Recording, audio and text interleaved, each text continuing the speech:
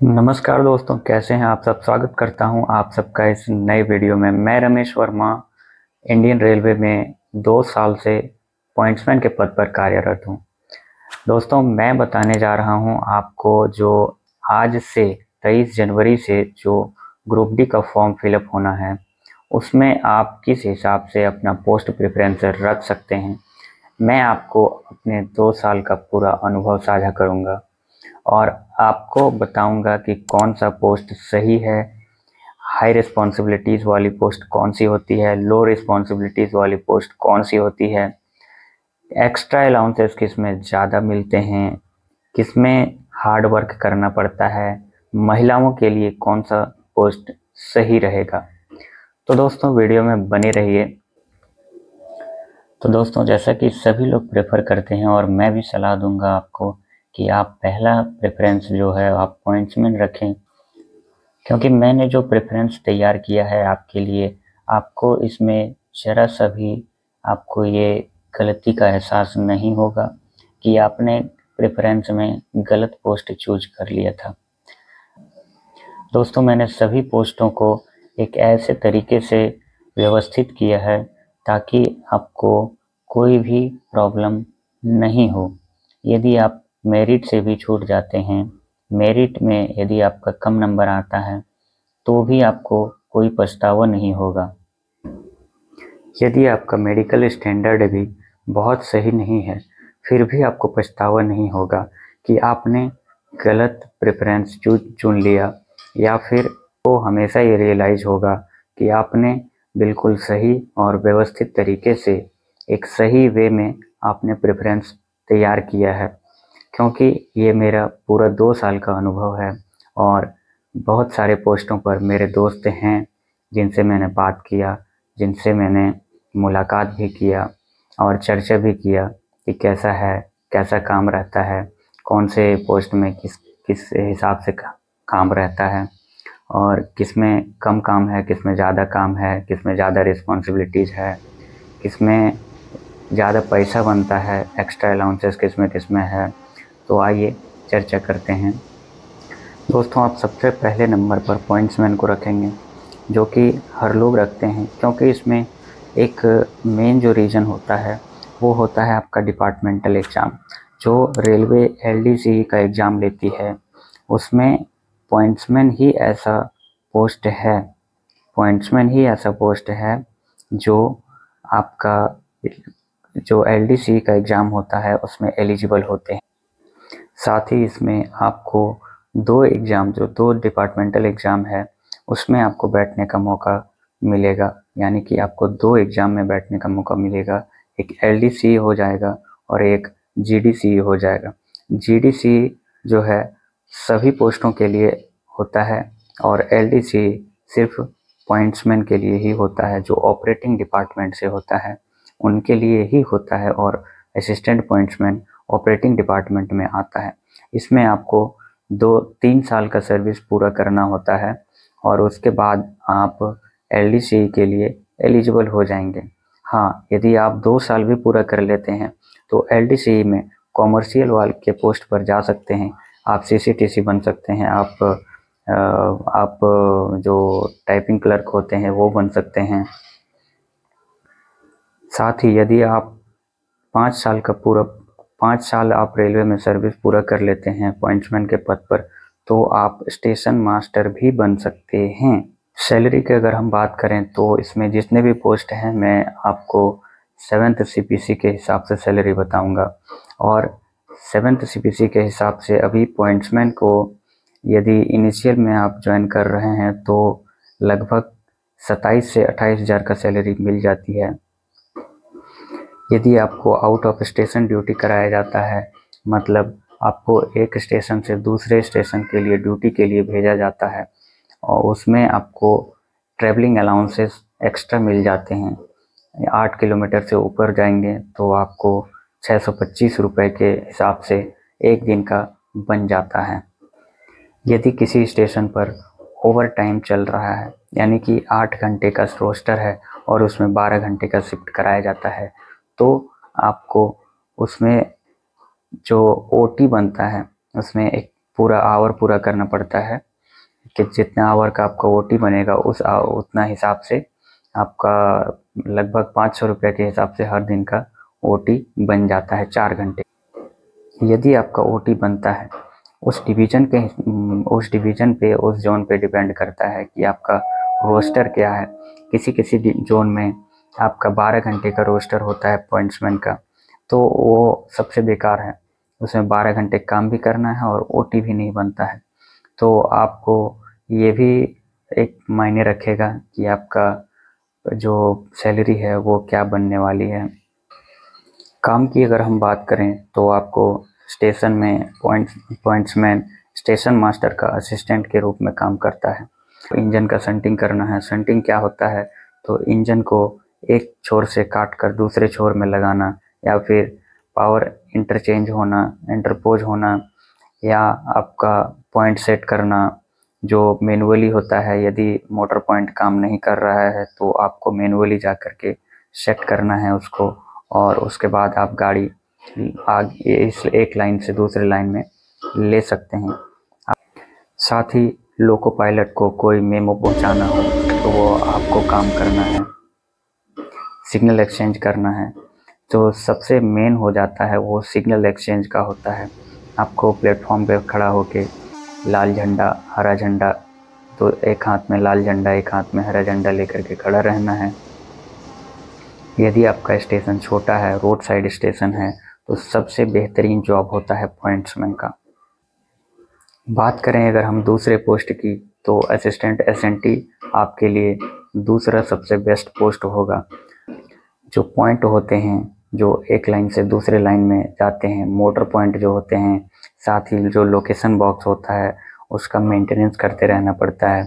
उसमें ऑयलिंग करना है, उसका चेक करना है कहीं ख़राब तो नहीं हो गया, कहीं उसमें कोई फॉल्ट तो नहीं आ गया। साथ ही ये इमरजेंसी ड्यूटी होता है इसका, इसमें आपको 24 घंटे अलर्ट रहना पड़ेगा। ये दो पोस्ट जो है असिस्टेंट पॉइंट्समैन और असिस्टेंट एसएमटी, ये दोनों पोस्ट हाई रिस्पॉन्सिबिलिटीज़ में आ जाता है। हालांकि आपको एसएनटी में भी उतना सैलरी देखने को मिल जाएगा, 27 से 28 हज़ार मिल जाता है इसमें भी। इसमें आपका मेडिकल स्टैंडर्ड B1 होना ज़रूरी है।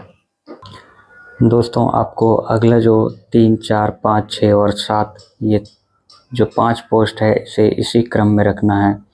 पहला आपका तीसरा नंबर पे जो आ जाता है असिस्टेंट वर्कशॉप मैकेनिकल, इसमें आपका मेडिकल स्टैंडर्ड C1 मांगा जाता है। और इसमें आपको सबसे कम काम करके और निकल लेना होता है। यदि आपका 3-4 घंटे का काम है और आपने 2 घंटे में पूरा कर लिया है उसको, तो आपको आपका उधर अगले 2 घंटा जो बचाया है उसका इंसेंटिव मिलता है आपको। तो महीने का लगभग 5,000 के आसपास, 5-6 हज़ार या फिर कभी कभी 4,000 के आसपास आपका सैलरी और बढ़ जाता है। तो काम भी कम रहता है और इसमें नाइट ड्यूटी भी नहीं करना रहता है। इस हिसाब से मैं प्रेफर करूँगा आप इसे तीसरे नंबर पे रखें। चौथा जो पोस्ट होता है वो असिस्टेंट CNW का होता है, और इसमें आपका कभी कभी स्टेशन पे भी ड्यूटी देता है जो शिफ्ट वाइज होता है। इसमें आपको नाइट ड्यूटी भी करना पड़ता है। इसमें काम ये होता है, आपको यदि वर्कशॉप में गुड्स शेड में यदि देता है तो आपको गुड्स ट्रेनों का जो वो वेल्डिंग वगैरह हो गया, आपका जो ग्रेसिंग ऑयलिंग वगैरह हो गया, तो वो करना होता है। और यदि आपका दोस्तों यदि CNW में आपका वर्कशॉप में ड्यूटी रहता है और आपको इसमें भी इंसेंटिव देखने को मिल जाता है, तो इसमें भी आपको 30 हज़ार के करीब आपको सैलरी देखने को मिल जाएगा। मैं आपको सभी सैलरी जो बता रहा हूँ वो 7 CPC के हिसाब से बता रहा हूँ, जिसका बेसिक 18,000 होता है। अगले 2 पोस्ट की जो बात करने जा रहा हूँ 5वें और 6ठे नंबर पर, तो असिस्टेंट लोको शेड डीजल और असिस्टेंट लोको शेड इलेक्ट्रिक का होगा। दोस्तों, इसमें डीजल में आपको डीजल इंजन का जो मेंटेनेंस होता है वो ऑयलिंग, ग्रीसिंग, या फिर कोई भी फैन ख़राब हो जाए, फैन ख़राब हो गया, उसका गेज ख़राब हो गया, तो वो आपको वो टेक्नीशियन करेगा, आपका उसको हेल्प करना है। और इसमें भी लगभग 28 से 30 हज़ार के आसपास सैलरी इसमें भी बन जाती है।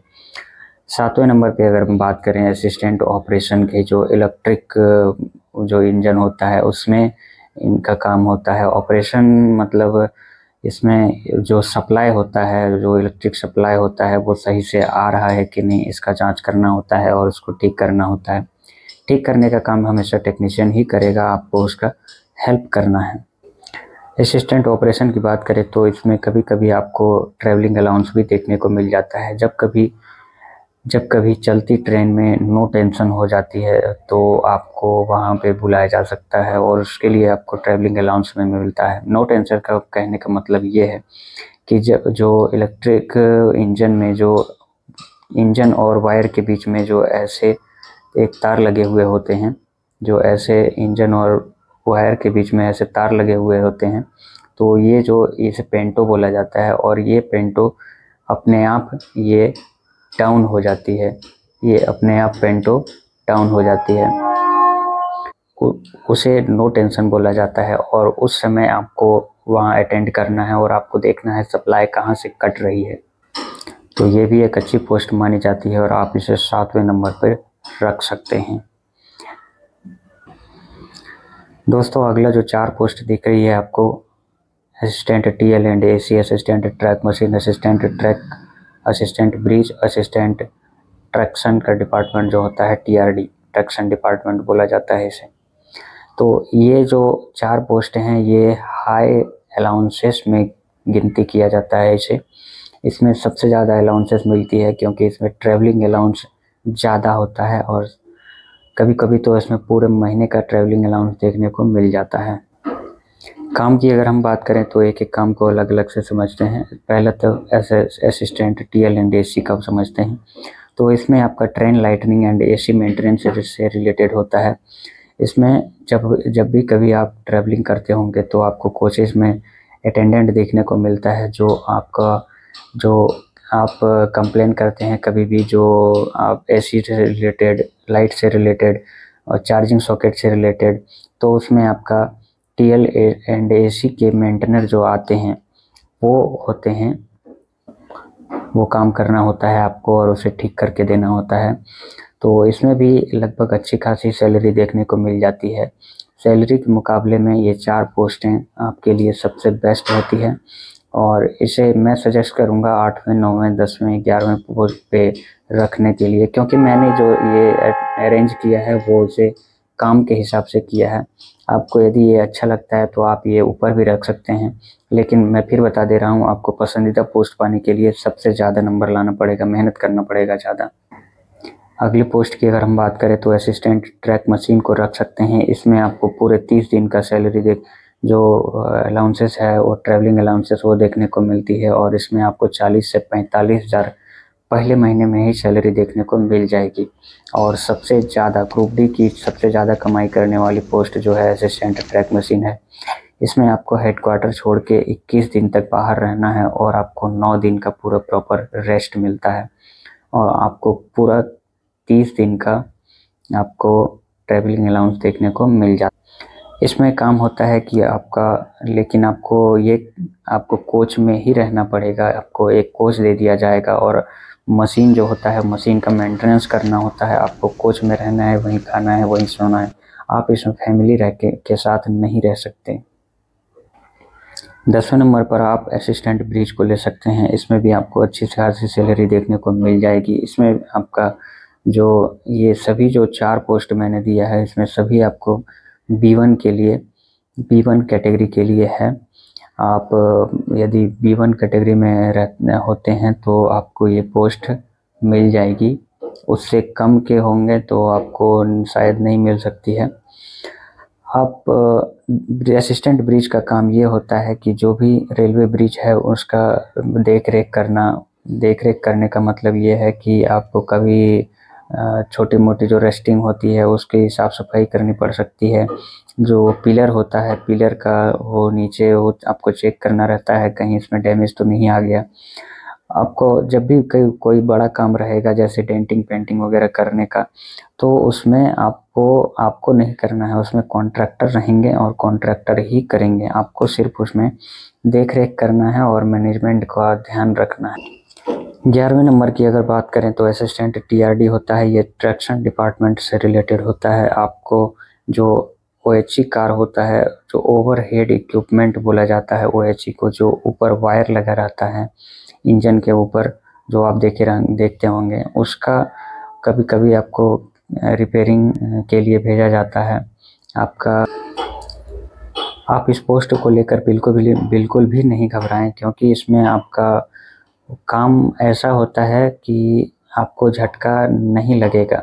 कभी कभी होता है जो गलतियां हो जाती है तो वो हो सकता है, लेकिन इसमें एकदम लो ही चांस रहता है, क्योंकि जब भी आपको काम करना होता है तो ब्लॉक में काम करना होता है और आपको पावर ब्लॉक मिलता है इसके लिए।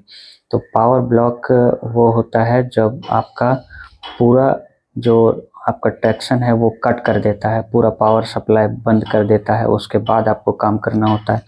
इसमें आपको एक दिन में मैक्सिमम 2 से 3 घंटे का ब्लॉक ही मिलता है, वही 2-3 घंटे आपको काम करना रहता है और ट्रैवलिंग अलाउंसेस आपको बनते रहती है। हेडक्वार्टर को छोड़ के आप जब भी बाहर जाएंगे तो ट्रैवलिंग अलाउंस बन जाएगी। हेडक्वार्टर में आप अपना फैमिली रख सकते हैं और वहाँ से आप अप एंड डाउन, जो कार होता है ओएचई कार होता है, जो एक वैगन को लेकर के चलते हैं, उसमें डीजल से चलता है, तो उसी में आपको ट्रैवल करना होता है। इसीलिए आपका इसमें अच्छी खासी सैलरी देखने को मिली। बाकी बचे 3 पोस्टों की मैं बात करने जा रहा हूँ। 12वें नंबर पर आप असिस्टेंट पीवी रख सकते हैं। इसका काम होता है जो ट्रैक का ग्राइंडिंग, ट्रैक का जो कटिंग होता है, जो जॉइंटिंग होता है, जो छेद करना रहता है, उससे रिलेटेड काम होता है। इसका ड्रेस कोड आपको पॉइंट्समैन के जैसा ही देखने को मिलेगा और इसमें आपको इंजीनियरिंग डिपार्टमेंट के अंदर ये आती है और आपको गैंग में भी रहने को देखा जा सकता है। कभी कभी इसमें आपको पीवे के साथ ट्रॉली मैन के जैसा काम करना पड़ेगा आपका, और इसमें भी ठीक ठाक सैलरी देखने को मिल जाता है। 13वें नंबर की अगर हम बात करें तो असिस्टेंट ट्रैक मेंटेनर। जी हाँ दोस्तों, इसमें सबसे ज़्यादा वैकेंसी दिया जाता है और ऐसा बिल्कुल भी ना सोचें, बिल्कुल घबराएं नहीं। इसका भी काम ठीक ठाक रहता है और बहुत ज़्यादा दिक्कत वाली चीज़ है नहीं। इसमें डिपार्टमेंट आपको प्रमोशन अच्छी खासी देती है पॉइंट्समैन और अदर के मुकाबले। इसमें आपका 4200 ग्रेड पे तक भी जा सकता है। आपको रिटायरमेंट तक आप 4200 ग्रेड पे तक जा सकते हैं।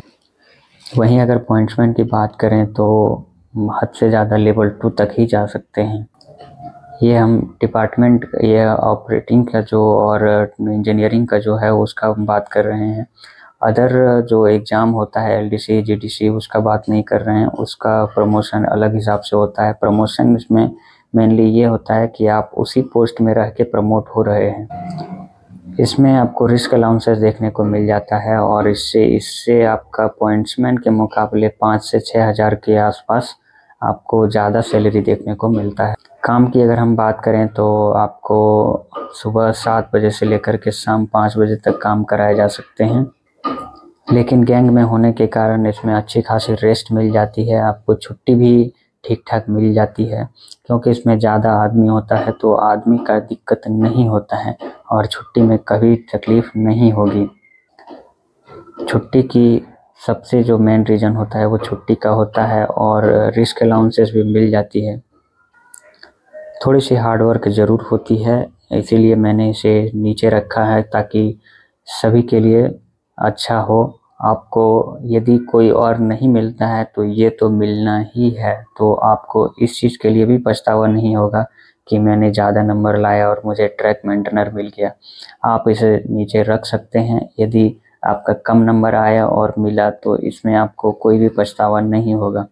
इसमें पछताने वाली ऐसी कोई बात है ही नहीं, क्योंकि ये भी एक अच्छी जॉब मानी जाती है। बस देखने में और सुनने में थोड़ा सा आपको अजीब लग रहा होगा, ट्रैक मेंटेनर ट्रैक का काम करता होगा ये वो, तो ऐसा बिल्कुल भी नहीं है। कहीं भी गंदगी नहीं रहता है। आजकल बायो टॉयलेट हो चुका है। इसमें आपको नाइट ड्यूटी भी मिल जाता है। इसमें कभी कभी नाइट पेट्रोलिंग करना पड़ जाता है, जो नाइट में आपको ट्रैक को देखना पड़ता है। एक स्टेशन से दूसरे स्टेशन के बीच में आपको ट्रैवल करना होता है। बात करें 14वें नंबर के पोस्ट को, तो असिस्टेंट टीएल एंड एसी जो वर्कशॉप का होता है वो मैंने रखा है। इसमें मैंने सबसे नीचे इसको इसीलिए रखा है क्योंकि इसमें वर्कशॉप में काम होता है और इसमें बहुत ही ज़्यादा ट्रैक मेंटेनर से भी ज़्यादा हार्ड वर्क करना पड़ता है। मैंने एक दोस्त से बात किया जो ट्रेन लाइटनिंग एंड एसी से रिलेटेड था। आपका जो ये वर्कशॉप वाला जो होता है वो वर्कशॉप में ही रहता है, और जो पिछला उधर देखें हमने वो train lightning and AC maintainer का, वो कोच में रहते हैं और वो ट्रैवल करते हैं, लेकिन इनको ट्रैवल नहीं करना पड़ेगा।